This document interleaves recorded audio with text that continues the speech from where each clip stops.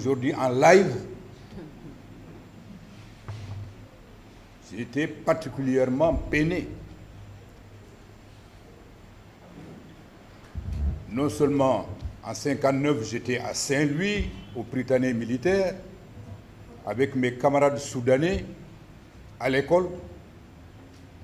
Nous avons vécu en direct tout le cheminement qui a mené à la constitution de la Fédération du Mali, avec nos camarades de Haute-Volta, l'actuel Burkina, avec nos camarades du Dahomey, de Côte d'Ivoire, du Tchad, du Congo-Brazzaville, de Mauritanie, etc. Et à l'intérieur de l'école, cette problématique de la fédération était discutée entre les élèves parce que nous étions directement concernés. Et nous avons vu, à partir de 60, chacun de ces drapeaux. À l'époque, il n'y avait que le drapeau français à l'école. Quand la fédération a éclaté, j'étais en vacances à Bakel, en août. Et en début septembre, après les grandes vacances, nous devons rentrer à Saint-Louis. Et j'ai vécu directement tout le long du fleuve Sénégal, de la Falémé qui séparait le Sénégal du Mali, en gare de Kidira, la crise de la Fédération du Mali. J'ai vu comment les populations ont été trimballées de part et d'autre, comment les forces de sécurité, les fouilles au corps de, entre guillemets, des Soudanais qui venaient du côté sénégalais et qui rentraient chez eux, des réfugiés en quelque sorte. Et de l'autre côté aussi, le train s'arrêtait à la gare de Kidira. Ceux qui venaient du Sénégal marchaient à pied pour traverser le pont, la rivière, pour aller du côté soudanais. Et ceux qui venaient du côté soudanais, en gare de Diboli, de l'autre côté, marchaient à pied également, avec leurs valises, leurs marchandises sur la tête. C'était un spectacle atroce qu'ont vécu les populations. Donc nous avons vécu ça de manière directe. Alors, tout a été dit en fait. Nous sommes des partisans de l'unité de notre continent. Parce que cette unité correspond non seulement à la culture, à l'histoire, il y a une dimension émotive là-dedans. Nos identités ont été construites pendant des siècles. Et fondamentalement, cette identité qui s'est sédimentée, elle est vécue par les populations de part et d'autre. Il n'y a pas de doute là-dessus. Cela a été très bien dit par tous les participants ici. Donc, c'est quelque chose d'objectif. Ça a été construit par le passé. Mais surtout, c'est un besoin d'affirmation pour aujourd'hui. L'unité est légitime du point de vue historique. L'unité est légitime par le présent pour construire un meilleur futur pour nous. Alors, la question est de savoir pourquoi tant d'échecs. À l'exception de l'unité de la Tanzanie, l'unité, le Tanganyika, l'ancienne colonie du Tanganyika, et l'île de Zanzibar, la République unie de Tanzanie aujourd'hui, pratiquement aucune tentative unitaire n'a réussi jusqu'à présent. Même le Cameroun qu'on croyait avoir réglé le problème, les démons de la division actuellement se sont installés. Aujourd'hui, c'est des tueries entre ce qu'on appelle le Cameroun dit anglophone, le Cameroun dit francophones. Le Cap-Vert et la Guinée-Bissau, dont les populations ont mené ensemble la lutte armée de libération nationale avec tant de sacrifices, sous l'égide d'Amilcar Cabral, en 1980, à la suite du coup d'État de Nino Vieira, l'unité entre le Cap-Vert et la Guinée-Bissau a volé en éclats. Mais pourquoi donc toutes les tentatives unitaires, à une seule exception, la Tanzanie jusqu'ici, ont échoué? Mais il faut se poser cette question. Pourquoi la Fédération du Mali a échoué? Je crois que la jeune génération doit réfléchir très sérieusement si nous voulons construire quelque chose de durable. Nous devons réfléchir sur les causes. Quels sont les remèdes que nous pouvons? Quelles sont les stratégies, les tactiques que nous devons mettre en œuvre en tirant les leçons de ce qui s'est passé? Nous avons vécu beaucoup d'expériences que vous, les jeunes, vous admirez. Vous avez porté Sankara au pinacle. Mais Sankara, c'est une expérience. Pourquoi il a échoué? Il faut se poser cette question. Il ne suffit pas seulement d'admirer une expérience ou le symbole de cette expérience. Ça, c'est l'aspect émotionnel, tout ça, l'engagement. C'est bien. Kwame Nkrumah a échoué. Pourquoi? Comment? Nous avons aussi vécu ces événements de manière dramatique. Moi, j'ai connu Sankara et ses compagnons. Certains d'entre eux étaient même mes camarades de classe à l'école militaire. Le commandant Sawadogo, qui était le chef d'état-major et leur patron dans l'armée. Parce que les Sankara, ils étaient plus jeunes que nous. Lengani, il était dans la même classe que moi à l'école militaire. Nous avons été renvoyés ensemble pour la même grève en 1966.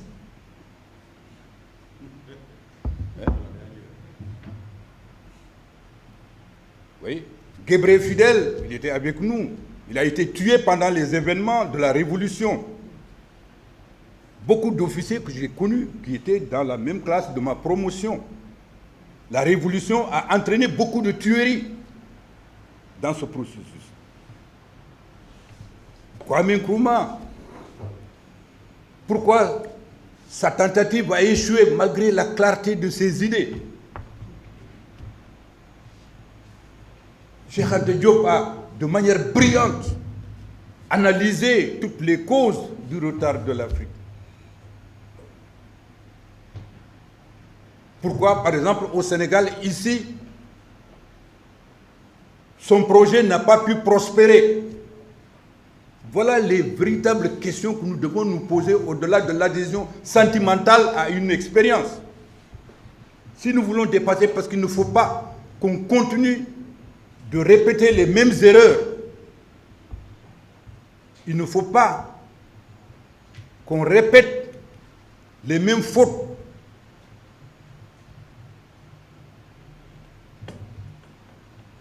Qui conduisent aux mêmes déceptions. Sékou Touré, la révolution qu'il a prônée, c'est terminé comment? Des milliers de morts dans le camp Boiro. Quoi qu'on dise, il faut reconnaître ça objectivement. Le bilan humain est catastrophique. Même si par ailleurs il a fait de bonnes choses au départ. Au début, après le nom de la Guinée en 1958, beaucoup d'Africains sont allés au secours de la Guinée.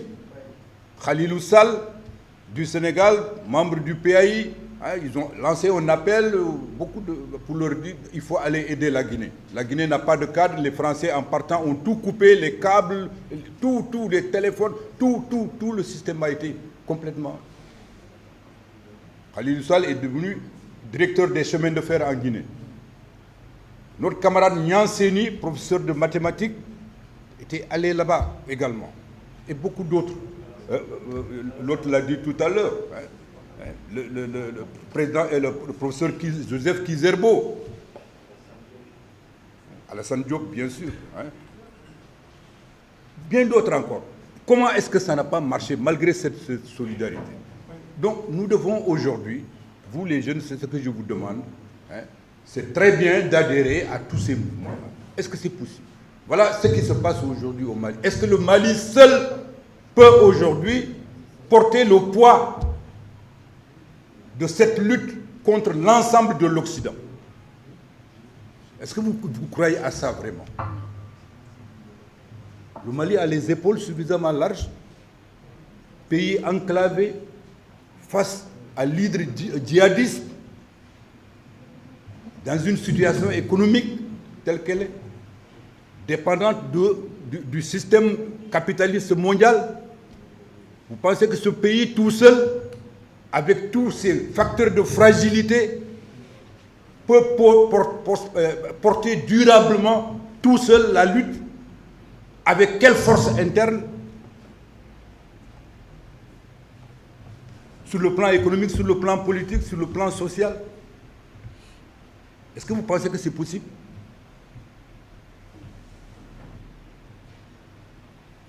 Regardez Cuba. Regardez même la Russie aujourd'hui, les difficultés. Donc nous devons être sereins, réfléchir très sérieusement aux modalités de l'émancipation de l'Afrique.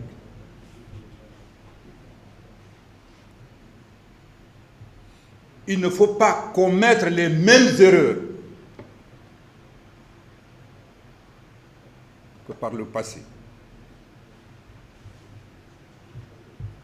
Kwame Nkrumah, c'est quand il est tombé, s'est retrouvé à Conakry, qu'il a commencé à réfléchir et à dire véritablement il aurait pu faire les choses autrement. Moi j'ai discuté avec Sankara à l'époque. Il y avait des choses qu'il faisait sur lesquelles je n'étais pas d'accord et je lui ai dit. Et je savais que ça allait se terminer comme ça parce que j'avais analysé ce qui se passait à l'époque au Burkina du point de vue des forces en présence, des réalités nationales du Burkina Faso, des réalités du voisinage et des réalités internationales. C'était admirable ce qu'il a fait, ce qu'il a dit et ce fait en si peu de temps, 4 ans. Mais tout ce qui observait, moi je savais que ça allait se terminer mal. Et à l'époque, je l'avais dit à beaucoup de gens. Si vous lisez le livre de Julie Sago, le Ghana de Kwame Nkrumah, qui a été publié dans les années 70, vous verrez comment le processus de pourrissement du système de Nkrumah, qui était aussi voué à l'échec à cause de ça. Les forces sociales qui ont transformé ce processus révolutionnaire en autre chose pour le départ. Nkrumah lui-même était au-dessus de tout soupçon, comme Sankara. Personnellement, c'était des gens intègres, des modèles sur le plan moral et tout cela. Mais une hirondelle ne fait pas le printemps.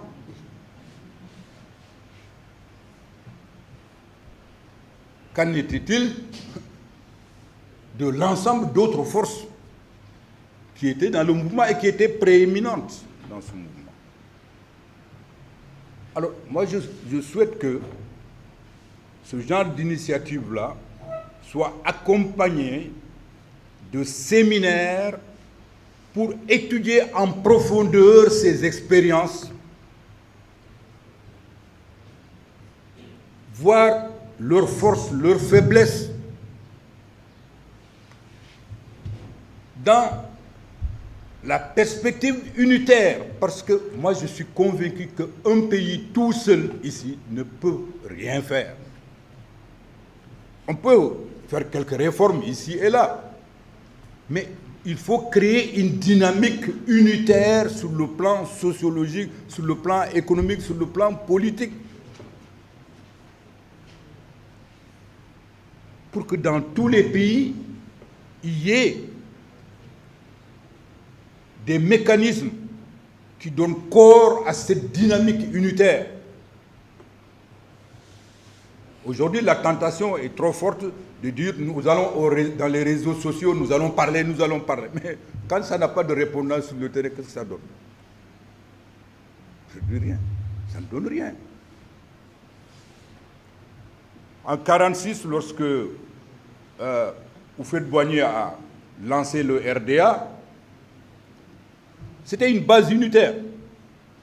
Il a d'abord créé, avec certains amis, le syndicat des planteurs africains de Côte d'Ivoire. Leur objectif, c'était quoi à l'époque? Parce qu'en Côte d'Ivoire, l'économie de plantation a connu effectivement un boom.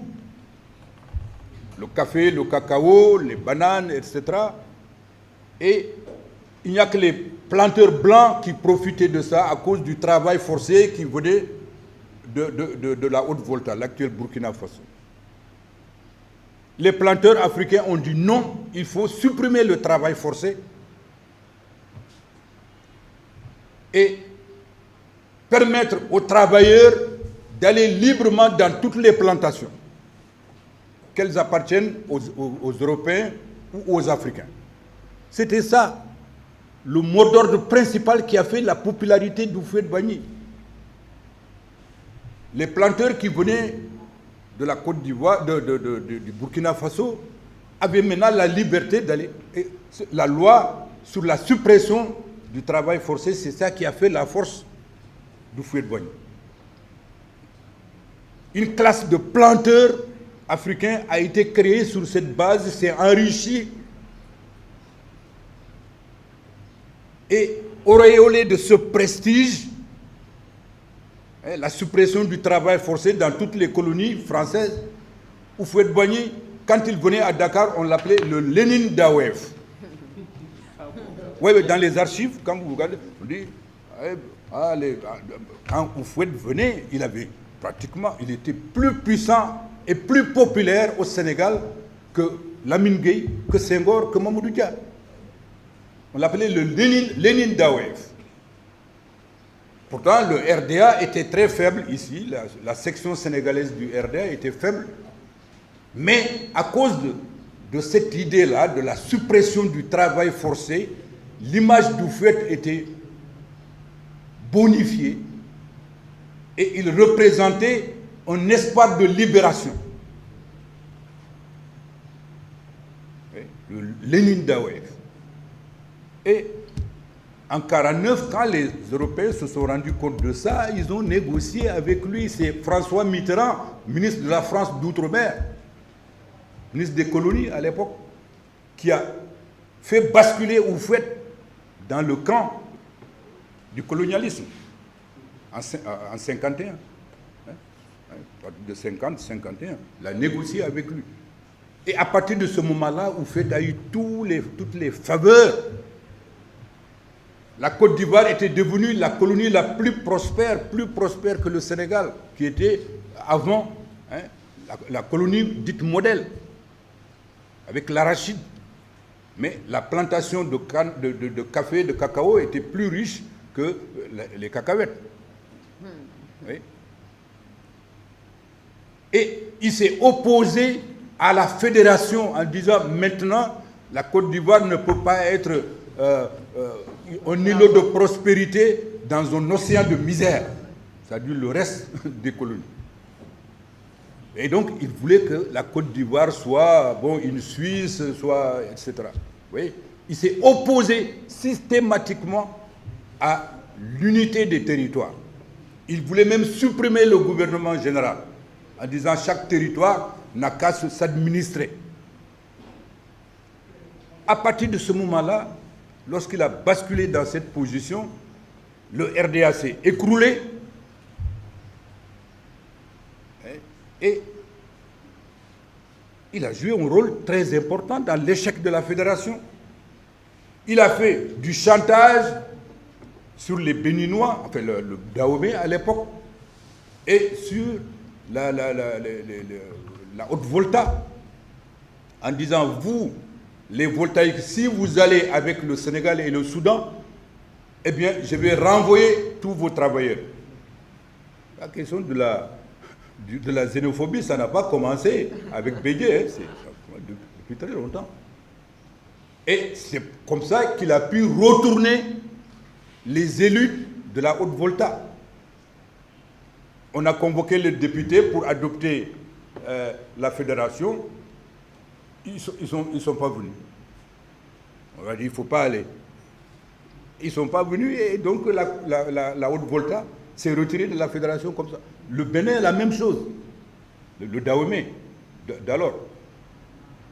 Ils ont dit à Apiti, vous voyez, le Bénin, enfin le Dahomey de l'époque, était considéré comme le quartier latin de l'Afrique occidentale. Il y avait beaucoup de cadres, des médecins, des fonctionnaires, des instituteurs, des enseignants de tous bords, qui étaient vraiment dans toute la fédération et surtout en Côte d'Ivoire où l'enseignement, l'éducation n'était pas assez développée.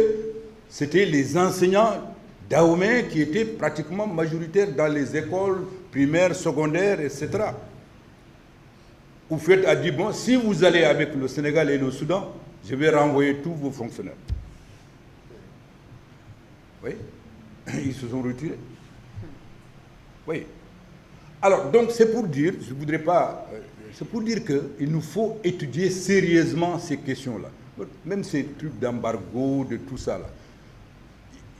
Au-delà des protestations et tout ça, mais les gens agissent en fonction de leurs intérêts. Les intérêts de classe, c'est une réalité hein?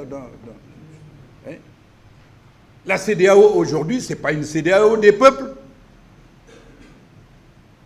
Aucun régime aujourd'hui ne peut considérer que vraiment il est si populaire que vraiment il représente les aspirations, que ce soit les régimes militaires, encore moins que les autres. Aucun d'entre eux n'a une légitimité qui peut faire valoir par rapport aux voisins. Certains sont venus par des coups d'État militaires, d'autres par des coups d'État électoraux,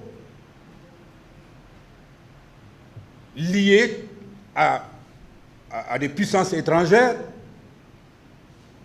D'autres veulent s'associer à d'autres puissances étrangères. Est-ce que c'est ça l'avenir de l'Afrique? Aller d'un tuteur à un autre. Ce n'est pas ça notre avenir. Notre avenir, c'est de construire quelque chose à nous. Et donc, comment mobiliser à la base les forces économiques, les forces sociales, pour que nous prenions en main notre destin, nos responsabilités à différents niveaux. Comment les forces économiques, les opérateurs économiques peuvent prendre en main leur destin ensemble, au Mali, au Sénégal, ensemble. Au-delà, dans les différents pays. C'est ça l'avenir aujourd'hui. Mais tant que la fédération, ou enfin l'unité, reste entre les mains de gens qui écrivent et qui vont seulement dans les réseaux sociaux, nous n'y arriverons pas. Nous, il faut avoir de la modestie. C'est-à-dire que nous allons répéter les mêmes choses. Quelqu'un va sortir là, soit au terme d'un coup d'État, ou bien d'un coup d'État électoral ou militaire, vont se présenter comme le nouveau Sankara, comme le nouveau Nkrumah, etc. Mais s'il n'y a pas derrière véritablement une organisation construite politiquement, une vision très claire, convenue collectivement ensemble, de manière démocratique, sur une base consensuelle, on n'arrivera à rien. Les uns les autres, après les autres, les unes après les autres, toutes ces expériences vont s'écrouler. Il faut éviter la répétition. Il faut éviter la répétition de nos erreurs. Et je crois qu'aujourd'hui, c'est le rôle, c'est le devoir, c'est un impératif pour la génération actuelle de s'engager dans cette voie de la réflexion sereine, rationnelle, pour construire cette alternative. Il faut construire l'alternative de manière collective, démocratique. Pas attendre qu'un prophète, entre guillemets, sorte par-ci pour dire, bon, voilà, maintenant nous soutenons celui-là. Non. Le soutien à des individus mène toujours à des déboires, à des déceptions, à des amertumes. Mamadou Dia, dans son ouvrage Nation africaine et solidarité mondiale qu'il a publié en 1961, bon, il avait salué la fédération, il a fait une critique de la fédération en disant, bon, on s'est trompé, il faut construire nos quasi-nations et ensuite maintenant chercher les voies. Mais évidemment, les 11 ans de prison lui ont permis de savoir qu'il fallait autre chose.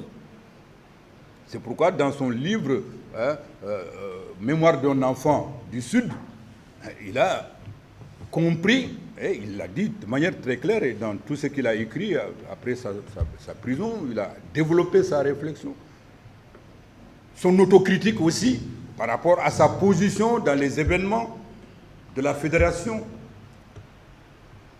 Je suis sûr que Modibo Keïta aurait fait la même chose s'il a pu sortir si les militaires ne l'ont pas laissé mourir dans sa prison en 1976. Malgré tout ce qui a été fait pour le faire libérer. Même Houphouët-Boigny, à qui il était opposé, était intervenu auprès de la junte malienne de l'époque, Moussa Traoré. Ils ont refusé, ils l'ont laissé mourir en prison. Alors tout cela, c'est des leçons amères. Je veux dire donc que l'échec découle des responsabilités internes et des responsabilités externes.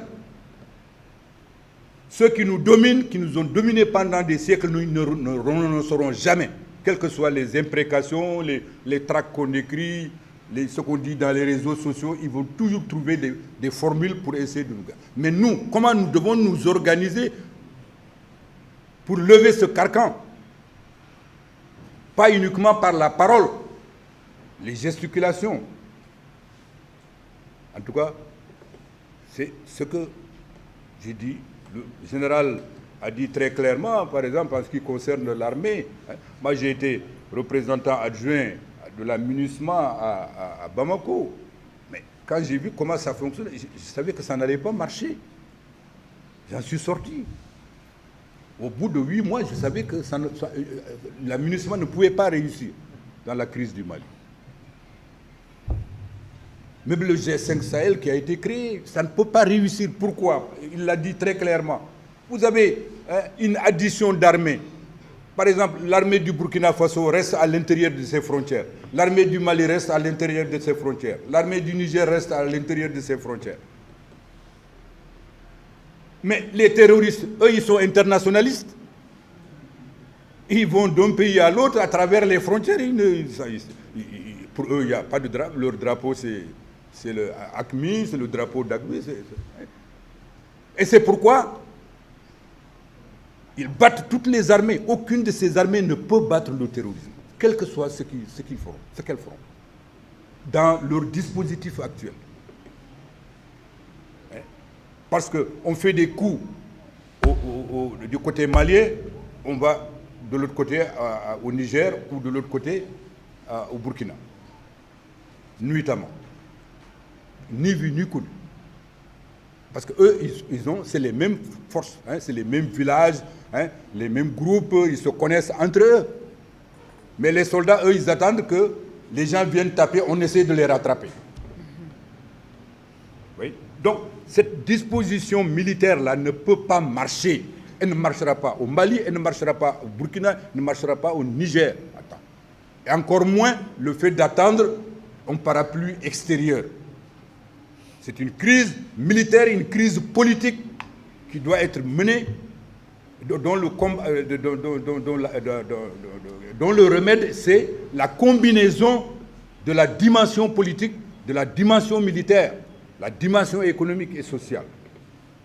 Donc une stratégie d'ensemble qui mobilise tout un pays. Mais on ne peut pas le laisser entre les mains. La guerre, comme on dit, est trop sérieuse pour qu'on la laisse entre les mains des militaires. Et donc, si, comme il l'a dit, ces armées-là avaient fusionné pour constituer des groupes de combat sans tenir compte des frontières, elles auraient pu être efficaces jusqu'à un certain point. Comme il l'a si bien dit. Mais ce n'est pas le cas. Chacun est dans son territoire, bivouaquant là-bas, en attendant que les gens viennent nous frapper, on rattrape.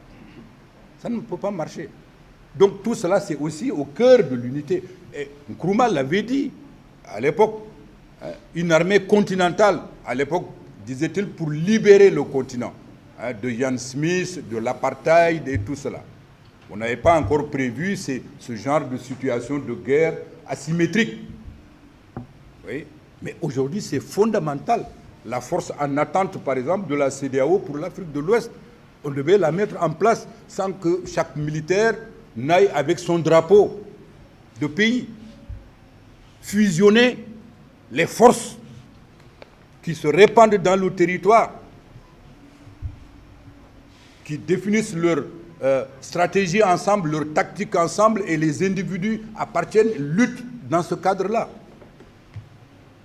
Donc, je voudrais dire que c'est très important. J'ai fait moi-même un papier qui vous sera distribué, si vous voulez bien, une contribution à ce débat. Mais je pense que c'est important que les jeunes s'interrogent, et que le débat vraiment soit lancé, même qu'au-delà de ce genre de manifestation, pour le 25 mai, que ça soit étendu entre les gens de tous les pays pour qu'on voit comment aller de là. Merci. Merci. Merci vraiment.